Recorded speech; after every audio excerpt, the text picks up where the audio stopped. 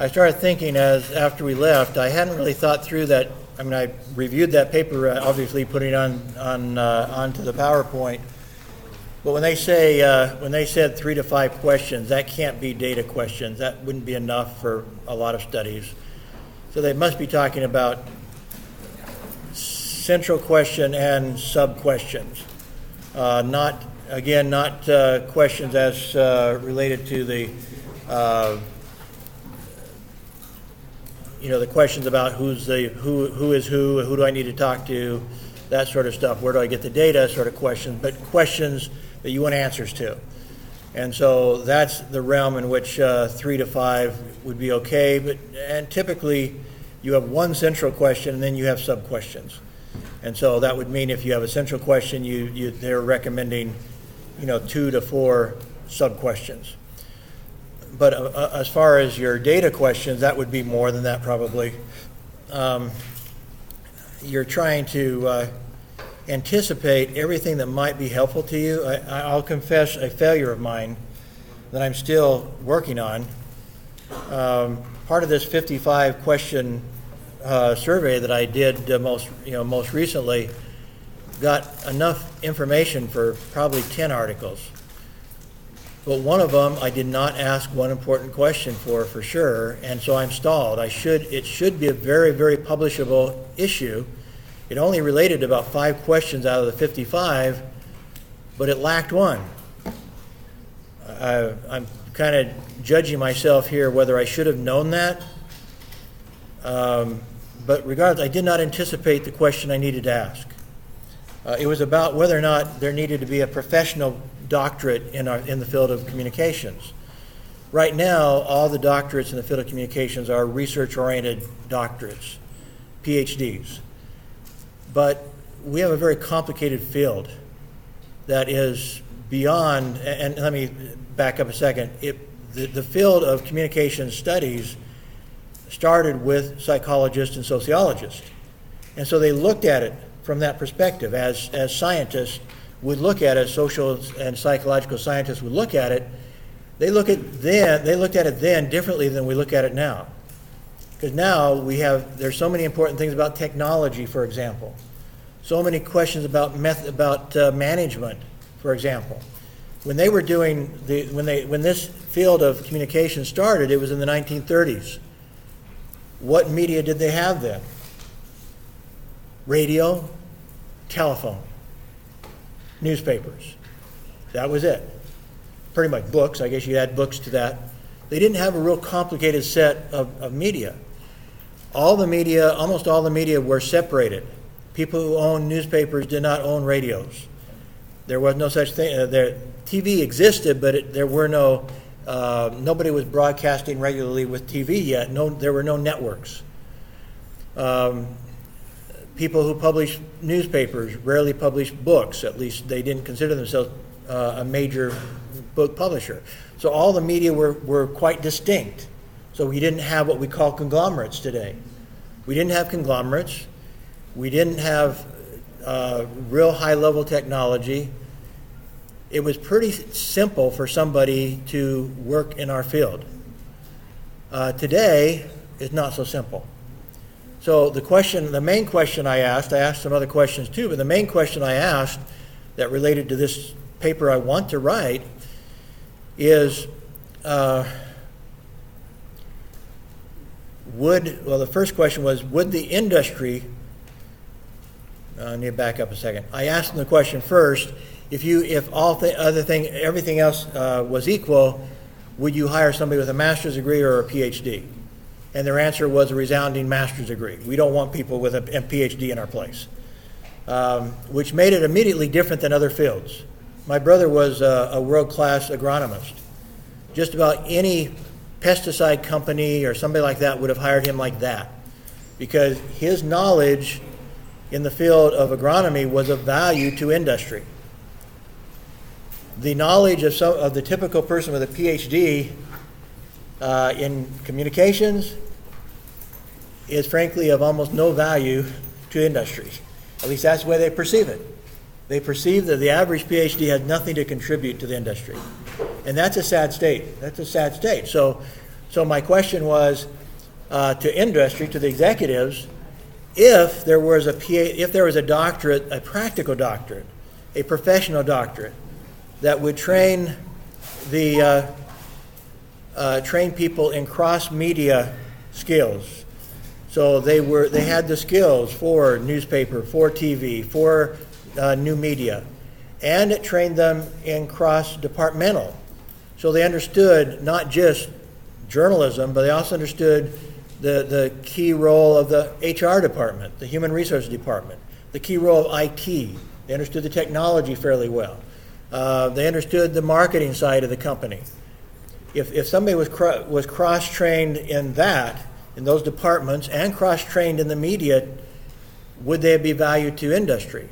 And I got a resounding yes. We need those people. I had a sense of that because even before things became so complicated, I had owned as I mentioned, before I started my master's degree, I already owned my own newspaper. As the owner of that newspaper, I had to be involved in the journalism and in the advertising part of it, and in the accounting and whatever. It was a small newspaper, so I didn't have a HR department to worry about. Our technology wasn't real sophisticated, but I did have some technology. In those days, we had to do our own darkroom work. We didn't have digital photography, and there were more complications in the darkroom than just photography. It was also our entire page had to be prepared to be sent to press. So there were a few complications we don't even have now, but others we didn't have to worry about.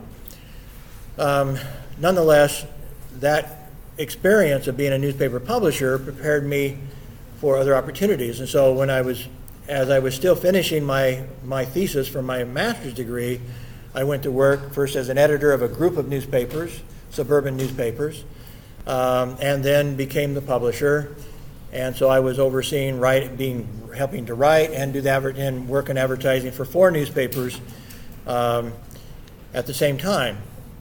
Well, the owner of those newspapers, it was not me, I was the publisher, but not the owner, I decided to sell the newspapers to a bigger chain of newspapers.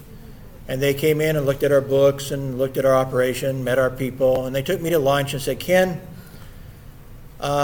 your newspapers are not that good of a deal.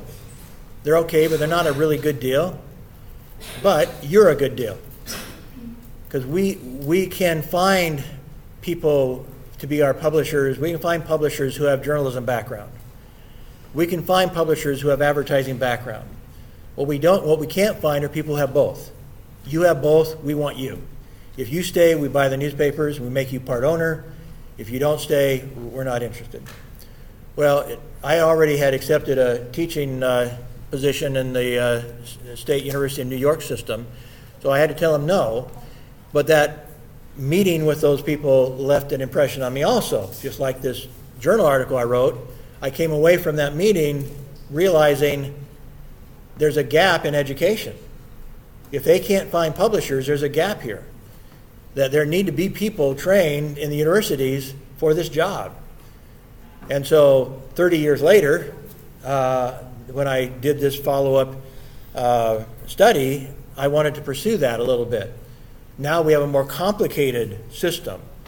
And does the industry need people trained in cross-departmental and cross-media? And the answer was yes, we do need them. What I did not anticipate, I anticipated that because of that experience, that personal experience. I anticipated they would want people like this. And so that hypothesis was verified. They do need people like that. But then after I got done asking the executives, a little bit of time passed, and I decided, I need to do something to make this more recent. And so I had some professor emails I collected. I had somebody collect them for me. So I decided to survey professors to compare their response to the response of the executives. And what I was surprised at was that about half of the American professors, well, it wasn't really half, but the plurality, the largest number, did support the idea that we needed a professional doctorate, and that surprised me. I thought that because the universities of America are controlled by people with PhDs, they would not think that we needed a practical doctorate, a professional doctorate. But what I found was, even though the plurality was slightly in favor of a professional doctorate, almost an equal amount, not quite, but almost an equal amount, thought it was the most terrible idea they ever heard.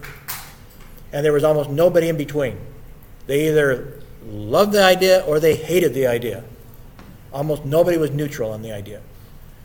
And my presumption is that the people who supported it have quite a bit of professional experience behind them. Some of them, universities in America hire quite a few people in our field without doctorates, people with master's degrees but lots of experience. So I would also anticipate that those who supported the idea of a professional doctorate might only have master's degrees. But I was pretty sure that those who opposed the idea and thought it was the stupidest thing they ever heard were those with just research-based PhDs. But that's all speculation. I never asked. I never asked their background. And so I have this very good article to publish, and I have no conclusion as to why there was such conflict between two almost halves. There was some middle ground. So there was like 40% or 42% liked the idea, 39% hated the idea, and so there were some in between.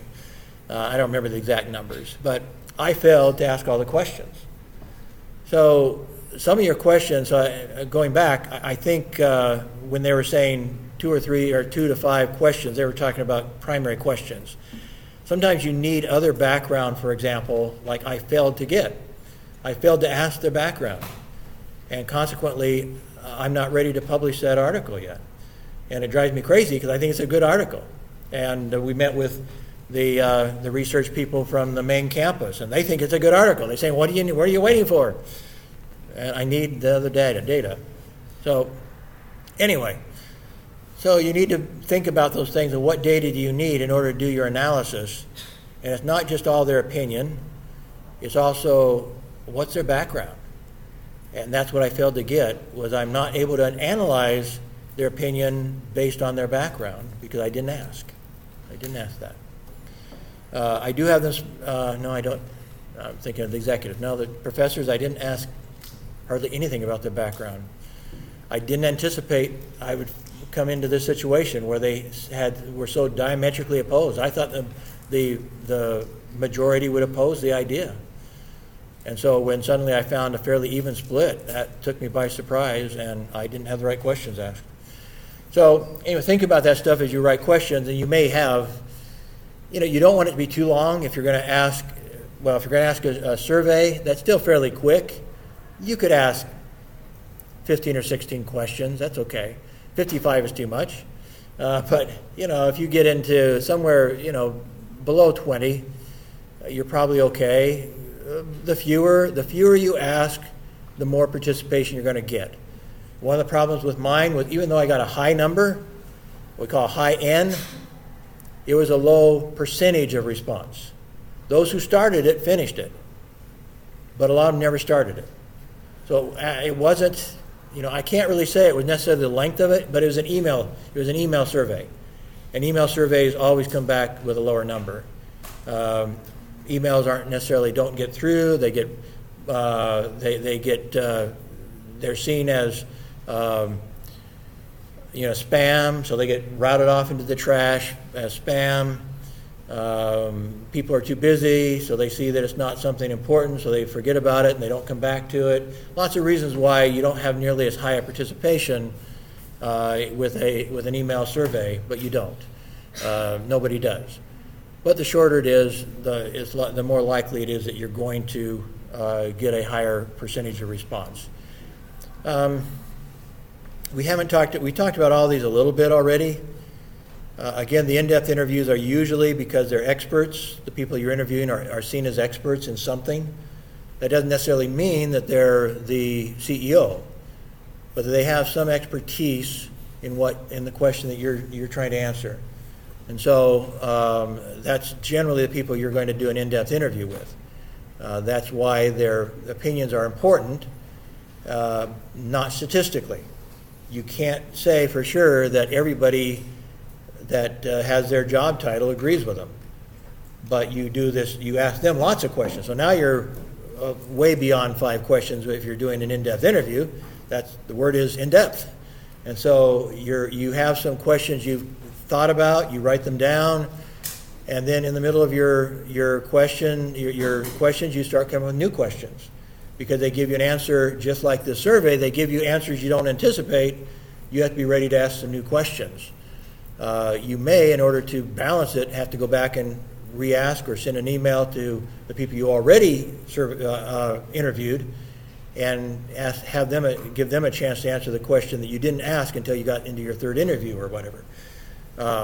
Because it wasn't until the third interview somebody brought something up that clicked with you and said, wow, that's an issue I didn't think about. And now you have to go back and try to do a very quick re-interview of the others, and it could be done by email. Focus groups I already talked about. Generally, they took a look at, maybe a dozen or so. Like I said, this one about the election candidates, the vice presidential candidates specifically. They had at least 50 people in there. And that's a little harder to do and not typically recommended. On the other hand, there's also the possibility of doing more than one focus group. As I mentioned, with the idea of if you're looking at management, doing one from successful media and those from unsuccessful media, or one from, however you want to divide it. You do a different focus group purposely because you're looking at the differences, perhaps, in doing that. So anyway, in the content analysis, I explained a case there where you analyze the content, typically in our field of news stories. What are you looking for? For example, again, how you analyze it is important, but there was a recent story that said that in the last 3 months, I think it was referring to August, July and June, I think, but it said in the last 3 months that 91% of the stories written about Donald Trump were negative. Well, you have to first off come up with a methodology. How do you analyze whether it's negative or not? Is it by, do you have people that are pro and con, that pro Trump and anti-Trump, and they have to agree on it, on that this really is negative about him? Or what's your methodology to substantiate that they've analyzed it fairly? But anyway, I don't know I didn't see a methodology in this report, but it's a rather significant number that 91% of the news stories in America are negative towards Trump. A number I've never seen anywhere close to that. Even George Bush, the second, he was hated by most of the media, but the stories were not that to that extent negative on his about him. So anyway, so that's the big thing about content analysis. You're looking at, typically in our field, in news stories, whether they're TV stories or newspaper stories or whatever, and you're asking an essential question of like the one I told you about. Do they have an equal number of sources, of conservative and liberal sources? Or are they skewing it one way or the other by their selection of sources? Another issue in the news is agenda. I heard somebody challenge the other day the idea that the agenda setting in the American media is biased. And I think that's almost absurd. This one story I just told you, this 91% being negative Trump tells you a lot right away. But it's an important question. Is the media setting the agenda in a biased way? For example, many years ago, I attended an investigative reporting conference that included, among others, the regional editor, the Washington D.C. editor of the New York Times. So, he was asked how he keeps his reporters from biasing their agenda, so to speak. And he admitted he was kind of challenged by the one token conservative on the panel. And so he admitted that it is a problem because most reporters are considered by American standards liberal, lean towards the Democratic Party. And he said, and he admitted, he went on and defined it himself. He said, if given the choice, most of our reporters would write about waste in national defense rather than waste in welfare. You know, there's waste in both programs, undoubtedly. But a liberal mindset would be looking for, they're typically look for not spending as much money on national defense. So they would look for waste in national defense. That would be on their agenda. They're pro-social programs, therefore on their agenda would not be looking for waste in welfare programs. And that was an admission by the New York Times editor. There's undoubtedly bias in agenda setting. So there's issues like that. Agenda setting, the source selection. You could look at the lead. It would be, does the lead, just the lead of a story, is it negative or positive about a certain person or issue? Are they writing their leads in a negative way? Where does information about on one side of the story end up? The beginning of the story or the end of the story? Very frequently you see liberal reporters they interview both sides, but the side from the conservatives is down at the bottom of the story, kind of hidden. And most people don't read an entire story. So all they read is the sources from the liberal sources, and they never even get to the conservative response to it. So there's different ways of biasing a story, and how do you analyze it fairly to make a judgment that it's biased one way or the other, stuff like that. Anyway, we've already talked about that, so that's all I'm going to say about methodology, but that is the next section. After your literature review, you go into your methodology, and you have to explain what your methodology is, defend it as to why this is a fair methodology. That's where you start talking about how many people did you interview, how many people did you survey, how many people were in your focus group, were they representative of the general population that you're focused on, can you make some judgment that this is a fair representation of reality, so to speak, or maybe not, maybe you can't. These are just simply experts in their field, and they represent some important ideas. They don't necessarily represent all experts in the field. These are in-depth interviews, and so you're going for the insights that experts can provide you, but that doesn't guarantee that they are representative of all possible people with that expertise. It becomes much more critical if you are doing a survey that it is representative, that you show that you did not choose, that the way you chose your participants was not biased. The way you phrased the questionnaire was not biased. There was no reason to think that their response rate would be biased one way or the other. Their response rate, even if it was low by email, that there was no reason to think that more people from one ideology would answer than people from another ideology or whatever, that there's no reason to think that the response to your survey was biased. And so in your methodology, you have to discuss that. Again, that's most critical with something like a content analysis or a survey that are considered to be more scientific. When you get to the in-depth interview, that's not very scientific. It's interesting, but it's not real scientific in the sense of being representative of a full population. The same with the focus group. Brings up lots of interesting ideas, but you should not try to extrapolate too far, because you're talking about maybe 12 people. Even if you got to 50 people, the people in that focus group were 50 independent voters who hadn't decided yet who to vote for. But did those 50 people represent all the independent voters in America? That's not a good enough number, not a big enough number. And you don't anticipate that a focus group will be scientifically representative of the entire population. You're going for ideas. You're looking for their insights, and you might then later do a survey to make it more scientific.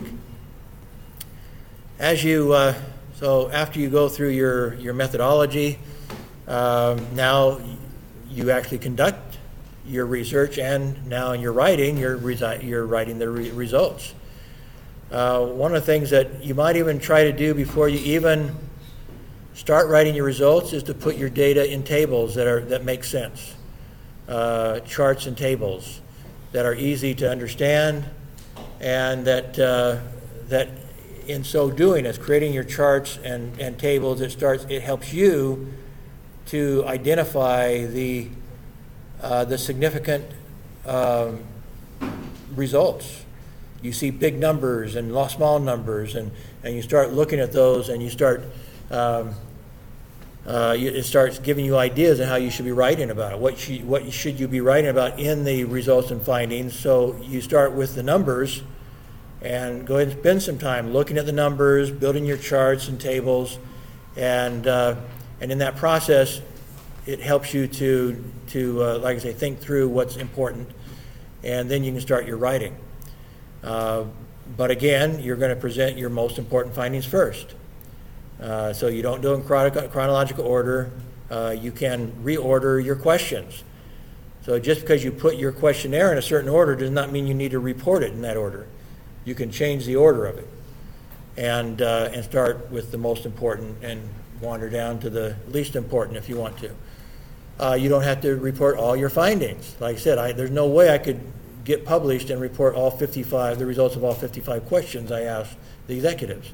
There's just too much data. And so when I did it, I knew I was going to break that up into more than one article. I wanted one primary article and then some other spin-offs, some other things like the professional PhD. And so, again, you're going to emphasize the most important findings, just like you would, and when you get to your introduction, you're going to reemphasize that again. Okay, your important stuff first. In this case, in the section, you emphasize the important stuff, and when you get back to the introduction, you go back to the important stuff again. Also, in your, as you go to your conclusion, if you have your conclusion is going to emphasize, and so all the way along, you're going to be considering what is most important here.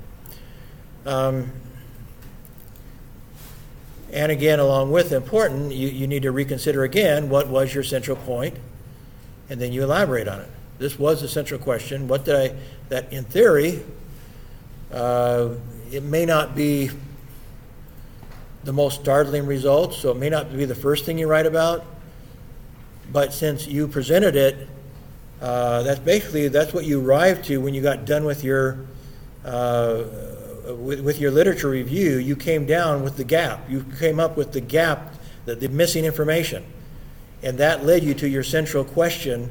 That led you into your methodology. So it should certainly be very prominent in your results section.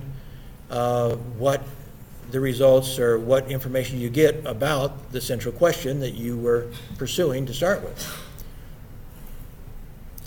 Now, it is possible, such as with my 55-question questionnaire, that when you write it up, you really, in essence, change your central question.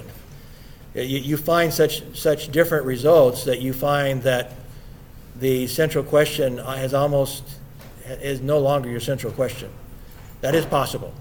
In which case, if you find results that are so astounding in a subordinate question that you have to give it emphasis, you may actually go back and claim that was not your central question. That it was your central question was the one you actually got good information on, because you're reporting this for people to read, and so even though it may be that I know ahead of time, you may have told me what your central question was going to be, that's not the way you have to write it up. It really isn't, because when it comes down to you want to emphasize the most interesting stuff.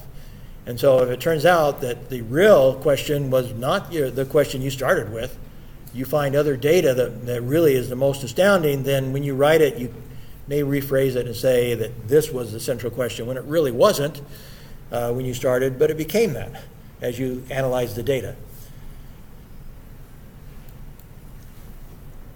So you need to have tables and figures. They should be understandable at a glance. And that means you do not make them, well, you make sure that all the words are there to explain. The headers are fine. Any information you need to understand it is put in kind of a footnote down at the lower part of the table. But anything they need to understand that table makes it very clear. If it's a chart or some other kind of figure, likewise, make sure that it's as quickly as possible. It's literally at a glance they can figure this out. In some cases, for example,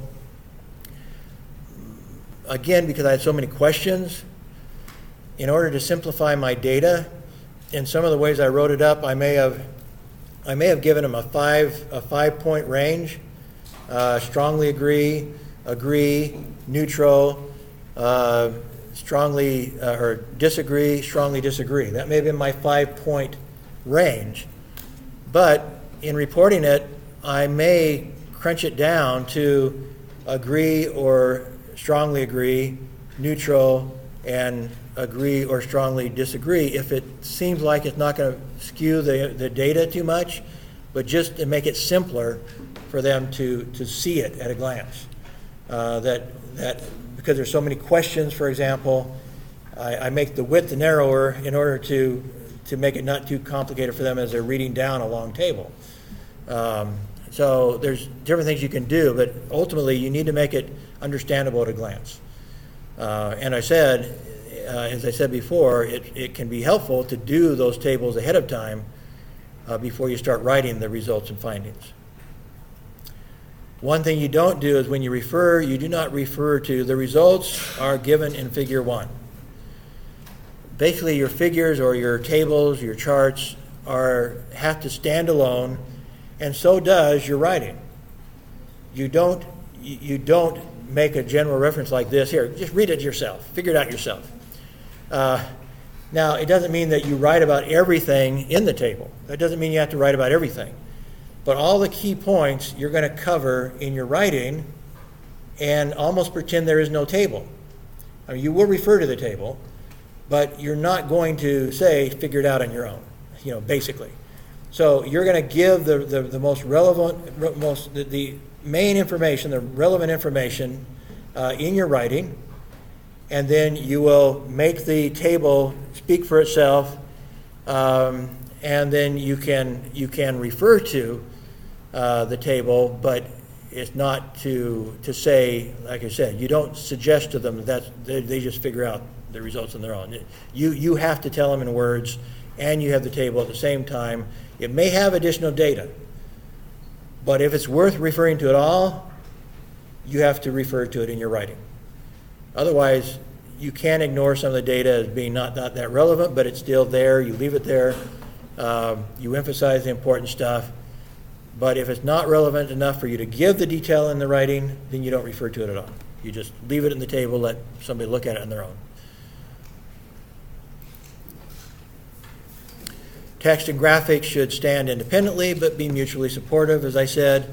And so rather than saying something like the results are given in the table, if you refer to it, it would be something like the reader will see in the table that most executives are dissatisfied with the quality of journalism graduates. So you do make reference to the table, but you're not telling them to go look at the table to figure out what the results were. You tell them the results and also make reference to which table, especially if you have more than one table. You may have to say table 1, table 2, table 3, or whatever as you refer to different results if it's a longer survey. After you give the results, you come to the discussion. So in the results you may give some hint by the very fact that you said that you prioritized the most interesting results. You are suggesting why they're more interesting. So to some degree you've kind of introduced the wow factor. Wow, this is our result sort of factor. But you really don't give much discussion until you get to the discussion/conclusion. Now, discussion and conclusion can be separate or the same. It depends on the format of where whoever's directing you. Whether it's a journal may have a certain format to follow. In this case, Cheng Song will tell you what format he wants you to follow. And there's differences. It's different with different publications, different journals. And so you just, whoever you're writing for, you write according to how they want. But at the very least, you need a discussion section to discuss the results, and it gives to explain why something's important and why it's of value, what we can learn from it, what we can't learn from it, the failings of the report. If I go ahead with this professional PhD article before I get more data, I have to admit the failing, because I don't know why the professors are so diametrically opposed on this issue, because I didn't ask. That's kind of embarrassing to admit, but if you don't have the information, you admit that in your discussion. The things that need follow-up in this field. What this is saying here is just suggesting that some people they're almost embarrassed by their results or whatever, and so they kind of hide it with lots of words. The idea of a squid puts out a black ink if it finds a predator, and so it's kind of what they're saying, and what writers do sometimes is they hide the facts in a protective cloud of ink because they don't feel like they have something significant to report. Hopefully you will have something significant to report, and one thing that she said I didn't put into this is that sometimes negative results are important to report.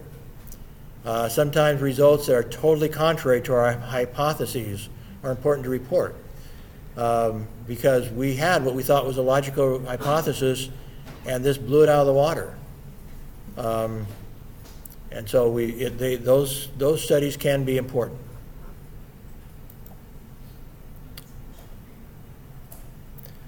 One thing that I personally was doing because of my journalistic background was I was avoiding first-person references.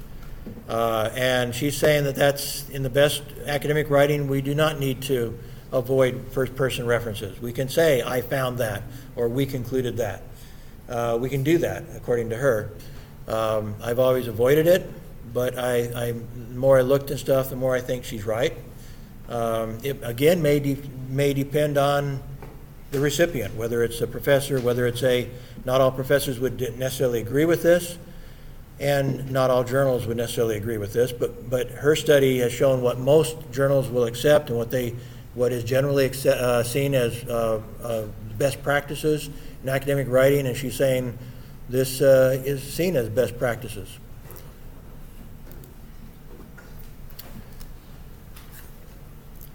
Again, when we start looking at wordsmithing, as we talked about before, avoid the wordier, heavier construction such as it was found in the current investigation that, but rather simplify it, it was concluded that. So again, reduce, not only make your words simpler and your sentence structure simpler and your paragraph simpler, but also these sorts of phrases. Watch out for long phrases that really you're just using to sound smart. Again, it's back to sounding smart again. Make it simpler. Don't throw a bunch of words in there just to try to sound smart. So again, answer the central, in your discussion, answer the central research question. Again, you might, after the fact, change it. But when you present in your writing, you present something as the research question, you need to answer it. So go back and you may have to adjust your introduction to match what you now find as your key question. But what's in your introduction and what's in your discussion should be the same. You should present your key research question, your central question, the same in both, even if you find that you've changed it in between. Support and defend answers with the results obtained. So, and explain conflicting results you obtained, explain unexpected findings, explain discrepancies with other research. So you're looking for a reason. Why did your research turn out different than somebody else's research? Let's say you redo some research here that was done in America, for example. Do you have any ideas why it might be different in Malaysia than in America? So you start looking for those reasons, and that's part of your discussion. You don't have, even if you didn't write any questions, you didn't have any questions that help you really, truly answer that question scientifically. You are in the discussion supposing. You're presenting possibilities of why answers would be different here and now. Part of it may be the here.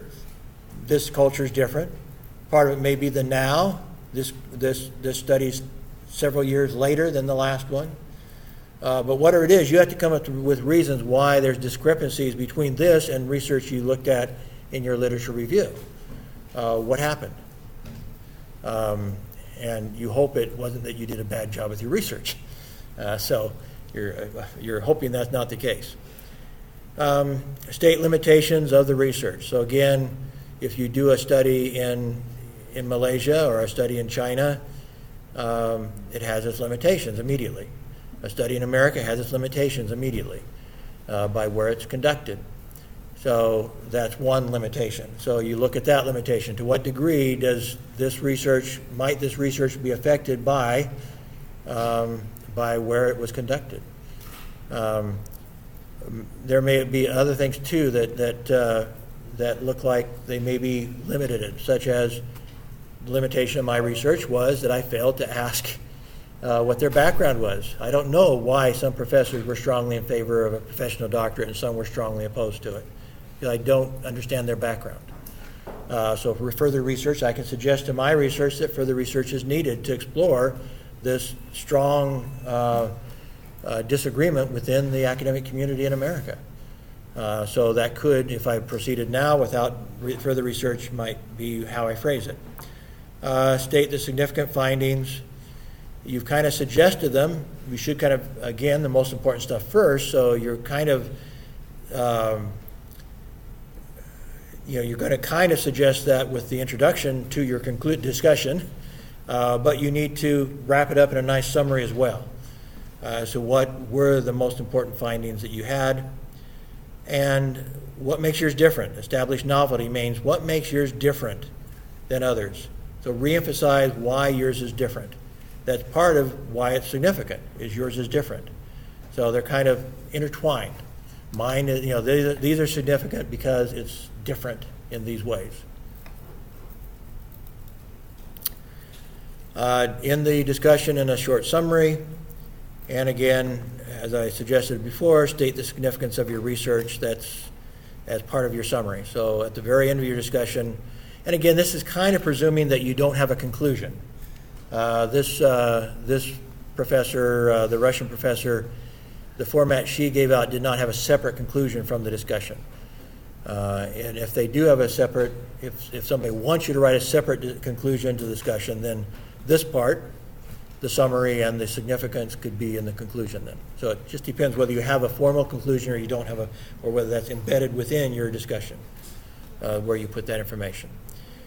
When you're ready to write such things as the title and the abstract. You shouldn't be writing the title until you've written the rest, and you shouldn't be writing the abstract until you've written the rest. You might play with it as a way of kind of focusing. You've looked at your data and stuff, and so you maybe give a first stab at writing your abstract. But again, during your writing, you'll have enough aha experiences, and you'll start recognizing why things are important to such a degree that you're really not ready.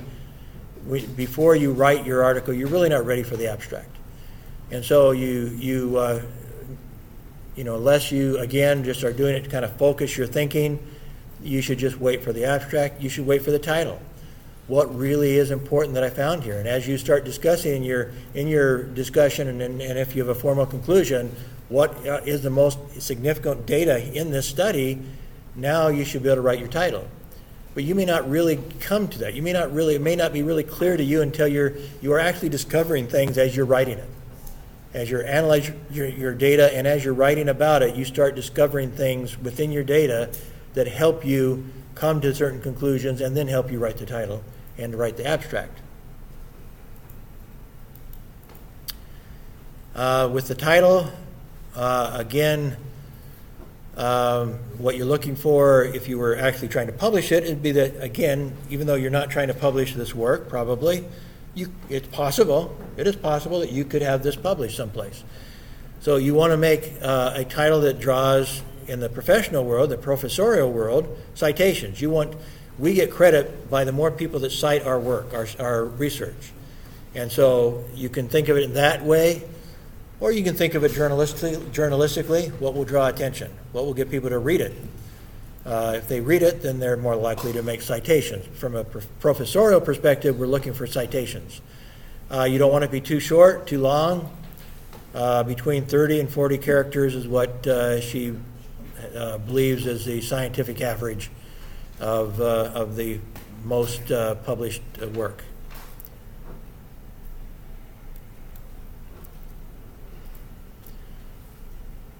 According to Robert Day and Barbara Gastel, who studied it from a scientific perspective, they said a good title is the fewest possible words that adequately describe the content of the paper. When you get to your abstract, now you're typically talking about 150 to 200 words. It's one paragraph. And so now you're trying to condense your entire thesis into very few words. Now, in a thesis or dissertation, it can be a little bit longer than that. So 200 is could be a little short for your thesis. It could be even double that. But the bottom line is that it's a condensation of your entire work. The reason why the number of words would be different is that when you're writing an article for a journal, you're probably limiting your number of words in your article to somewhere, every journal is different, but somewhere between 5,000 and 10,000 words, a journal will set its limit. 10 is on the high side, 5 is on the short side, and it's probably going to be somewhere in between there. Well, you're not writing for a journal, you're writing a thesis. Your thesis might, I don't know what Chen Song has suggested to you. Has he suggested a length? Has he suggested how long your thesis should be? No. Excuse me?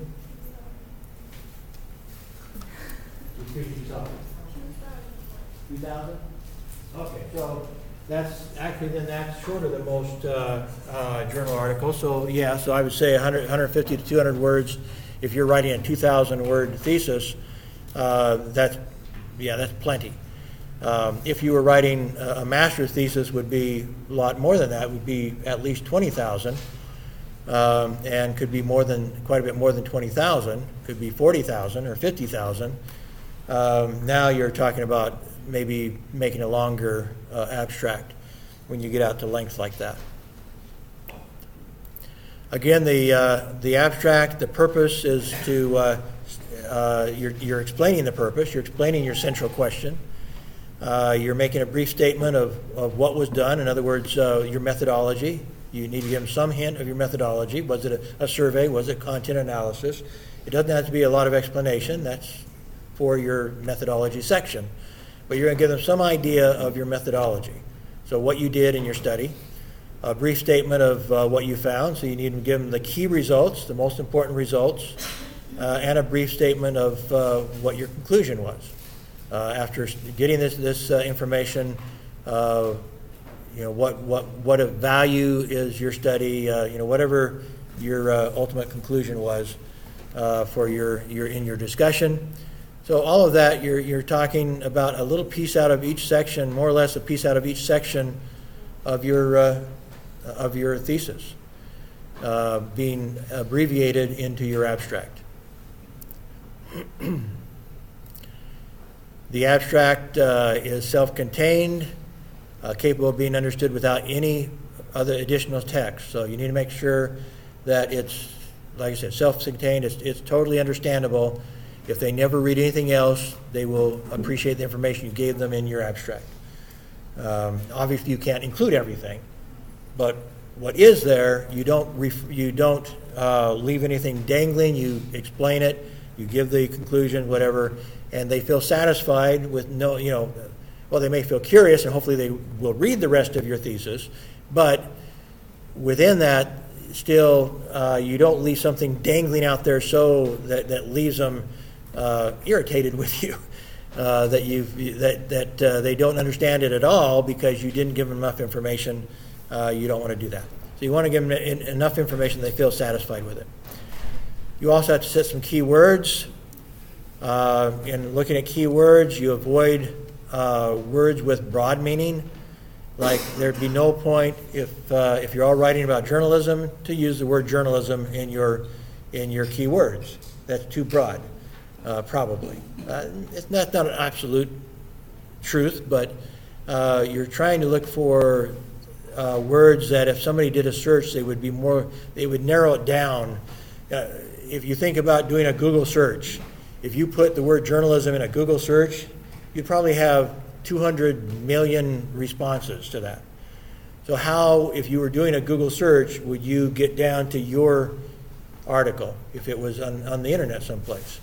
What makes yours distinct? And so you're trying to cover the general, but maybe not so broad as journalism, but maybe something, news reporting, something, whatever more relates to what you're doing, and then getting down to the central question, what were the key words in the central question to help you with your keywords.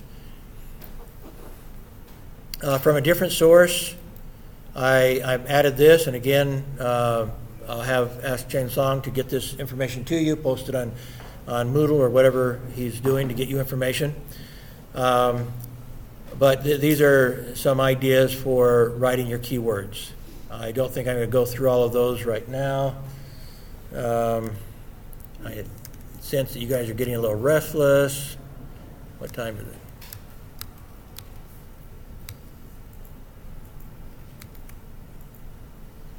Yeah.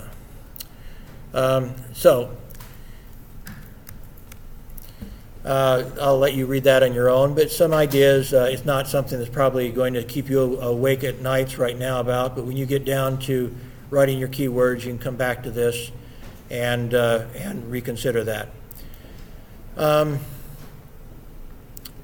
The third aspect of a good story is the language. How do you write the story in the most compelling way possible?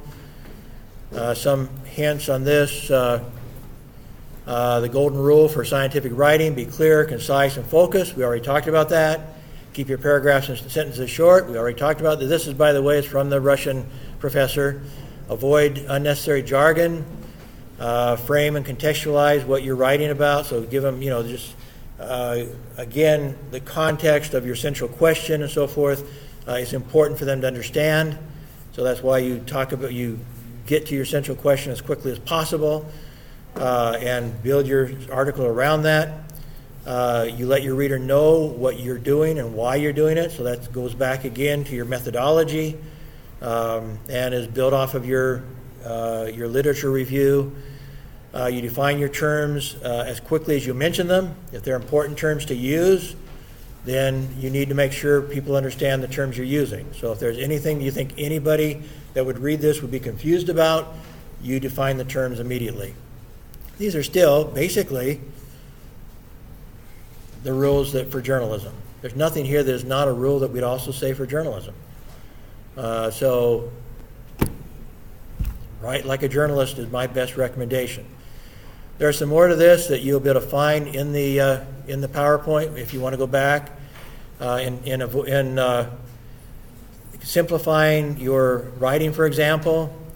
Again, eliminate complicated phrases and make them simpler if you can. So a phrase like "you consider amount" could just be much. In order to do, it's just to do. In order, instead of jumping down, a decreased number of is fewer. An adequate amount of, enough. An example of this is the fact that, just replace it with "for example." I mean, there's lots of empty phrases that we throw into our writing, and especially when we're trying to impress people. And so when we're trying to sound smart, we start throwing these phrases in. And it just makes it harder to read your story. It's not necessary. It also, by the way, some of you may do it because you are having a hard time getting to 2,000 words. And so you're just going to start writing it putting a bunch of words in. Don't do it. It doesn't do you any favors. Don't do it. There's some more on this next list. Be of the opinion of, agree, owing to the fact that, because. So there's just a lot of these empty phrases that we tend to use to try to sound smart, and we shouldn't. We should use the simpler words. So this is worth your looking at. Also for your journalistic writing, or any of your writing, for English classes, keep it simple, and you're better off.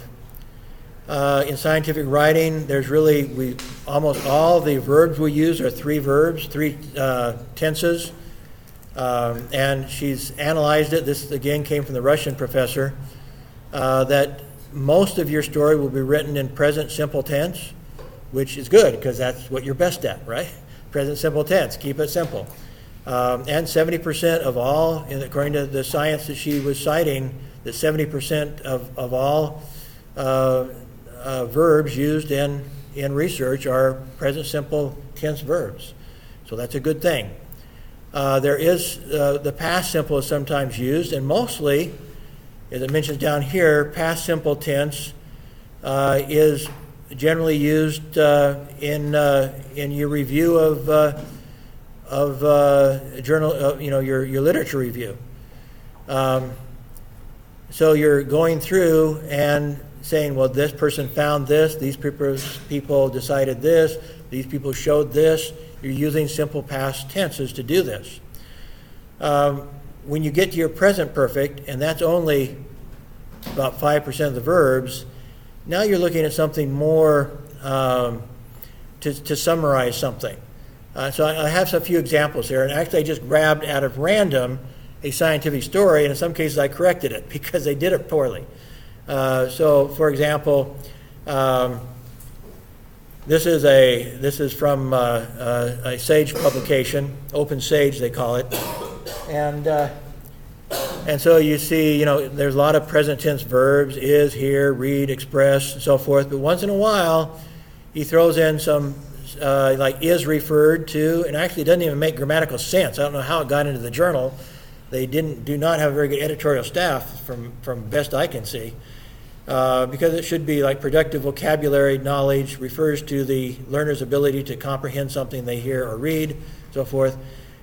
So in some cases they broke the rules, and they did so and basically threw in bad grammar. These people are not native English speakers probably either, and they threw in some bad grammar, and the editors of the publication let it go through, and it actually makes no sense. And this is in their introduction.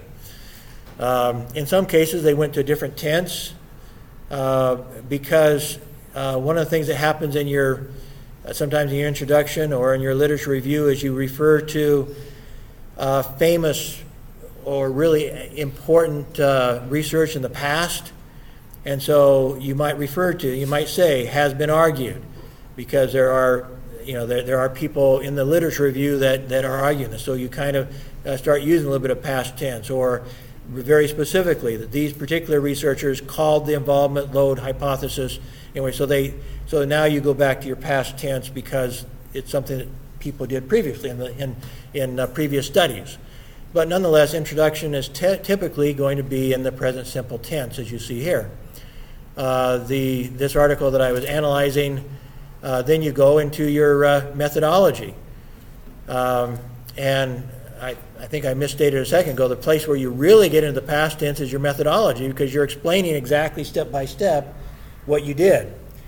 So actually I did misstate. So in your literature review, you can very frequently use your present tense with that.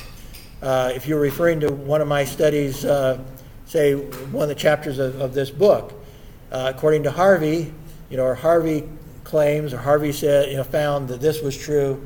So in the literature review, you can still stay in present tense, and that's why she said that 70% is present tense. So literature review can stay in present tense unless they find themselves going to a kind of one of the most important studies somebody found quite a while ago. Then they find themselves shifting into past tense. And so that's kind of what I was showing you at the end of that introduction, was they did refer to a past study, and they went to past tense. And there are times when they do that, when it's a very important study, they might flip into past tense. But actually, contrary to what I said originally, literature reviews, typically you say they found, or they find, they find that this and this and this study finds this. They stay in present tense.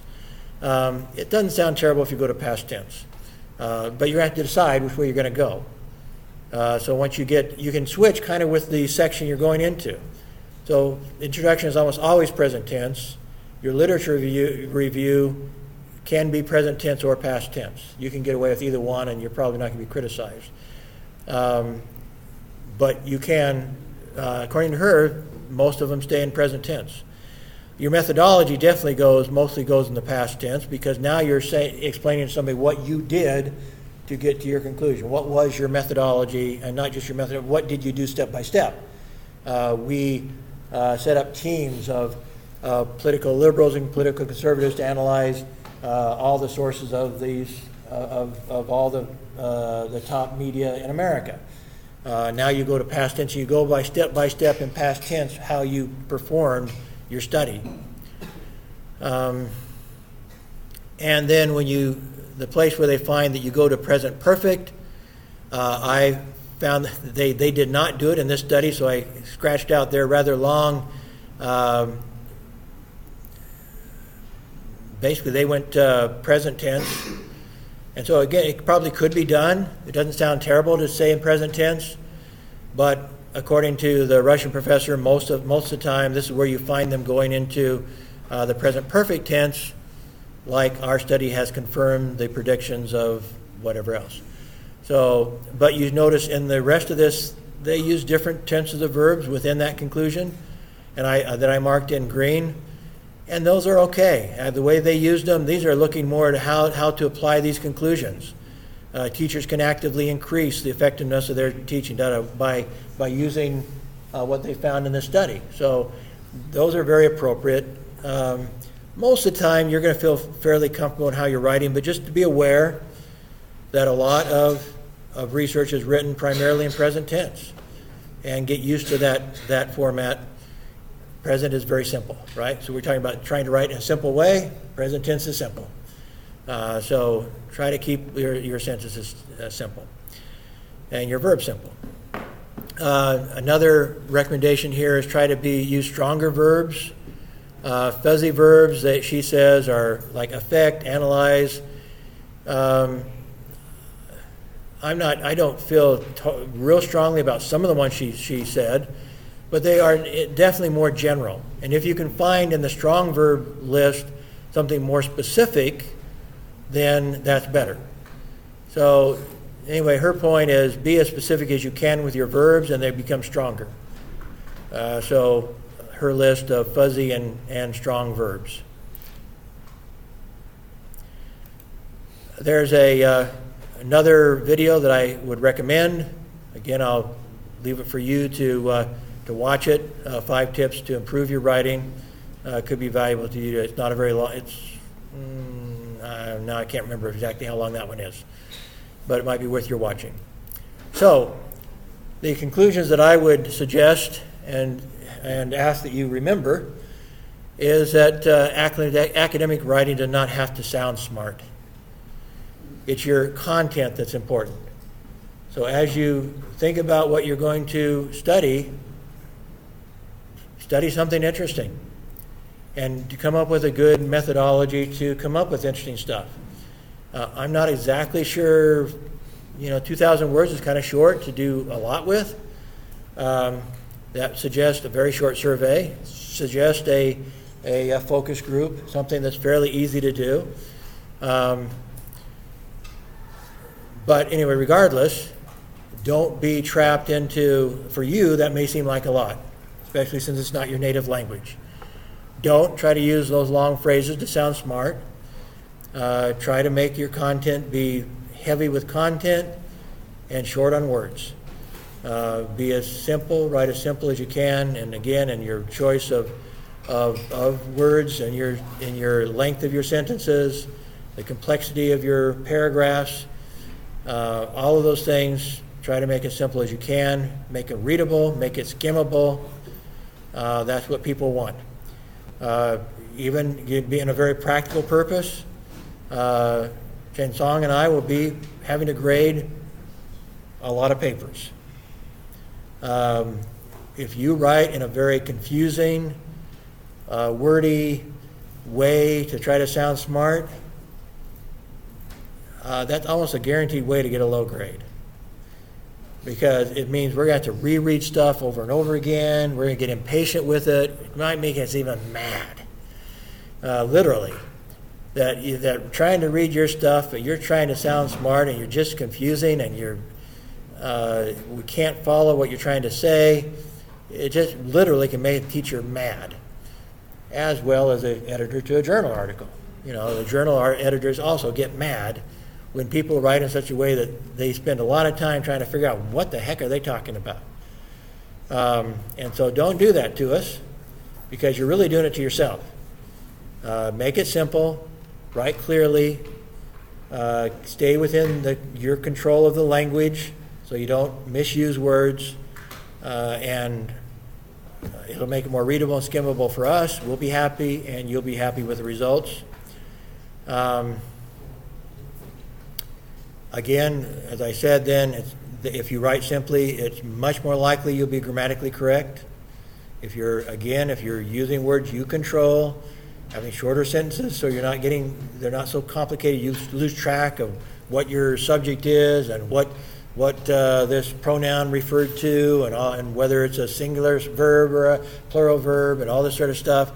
The shorter your sentences, the simpler your sentences, the less likely you're going to make mistakes like that.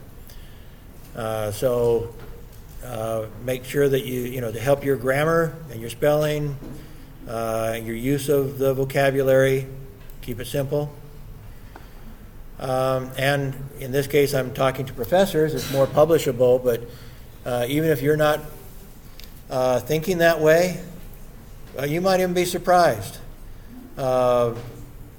Maybe it's not publishable in a journal, but it might be publishable in a newspaper. You might approach one of the local professional newspapers with your article. If you did something interesting, why not? A lot of the local newspapers are interested in I created a news service for my students when I was working in New York. And we sent out our stuff to weekly newspapers that didn't have a big staff, and they printed a lot of our stuff, and they paid us for it.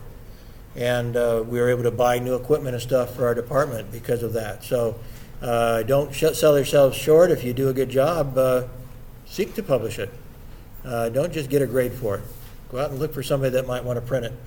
One of my students got published in a local newspaper in Kazakhstan just from a lecture I gave, because it was kind of an aha experience for her, and she thought it would be for the newspaper readers, and the newspaper agreed that I gave the newspaper editors an aha experience. So he published basically her notes on my lecture in the local newspaper. So you might be surprised at what results you might get.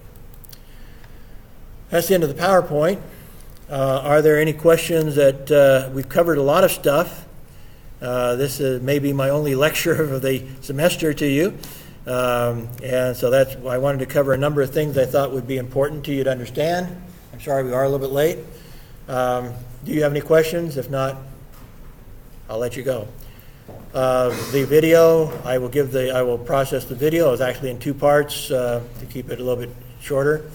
I will give that to Chen Song, and if it's, and I'll put it on YouTube and give him the URL for it in case he wants to put that on Moodle, and I'll give him the PowerPoint in case you want to make future reference to it. Okay, thank you.